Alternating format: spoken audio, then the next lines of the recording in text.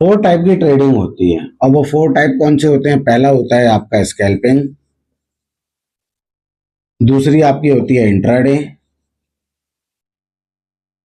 तीसरा आपका होता है स्विंग, चौथा आपका होता है पोजिशनल। राइट। अब इसमें जो तीन चीजें इंपॉर्टेंट देखी जाती है, वो पहले देखी जाती है क्या? Time frame. दूसरा आपका देखा जाता है होल्डिंग पीरियड, और तीसरा क्या देखा जाता है आपका? Risk to reward, risk to reward. Right. अब स्कैल्पिंग का जो टाइम फ्रेम होता है वो होता है 1 मिनट के टाइम फ्रेम से 5 मिनट का टाइम फ्रेम। और इसको जो होल्ड किया जाता है वो होल्ड कितने टाइम तक किया जाता है? 5 मिनट तक।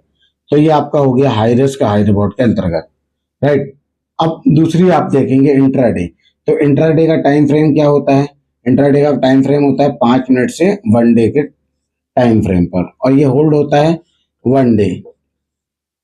और ये भी आपका हाई रिस्क हाई रिवॉर्ड के अंतर्गत आता है। अब तीसरा आता है स्विंग। स्विंग ट्रेडिंग जो होती है वो आपकी होती है 4 आवर से 1 डे के टाइम फ्रेम पर।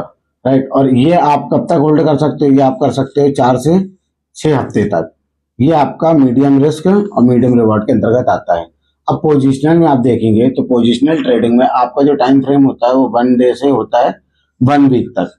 राइट। और उसमें आप कब तक होल्ड कर सकते हो? तो ये आप कर सकते हो 4 से 6 मंथ तक। और आप इसको ये आप देखेंगे तो मीडियम रिस्क और हाई रिवॉर्ड के अंतर्गत ये पोजिशनल ट्रेडिंग आती है। अब नेक्स्ट टाइम पे मैं आपको एक एक करके, जैसे स्कैल्पिंग, इंट्राडे, स्विंग ट्रेडिंग को बहुत अच्छे से समझाऊंगा, और डेली एक ऐसा स्टॉक दिखाऊंगा जो ब्रेकआउट देने वाला है या दे दिया है, और एक को मैं फुल एक्सप्लेन करूंगा और 4 आपको एक्स्ट्रा में दूंगा, ताकि आप भी प्रैक्टिस करें, आप भी देखें कि किस तरह से ब्रेकआउट होता है कोई स्टॉक और वो आगे चल के किस तरह से प्रॉफिट देता है। तब तक के लिए धन्यवाद।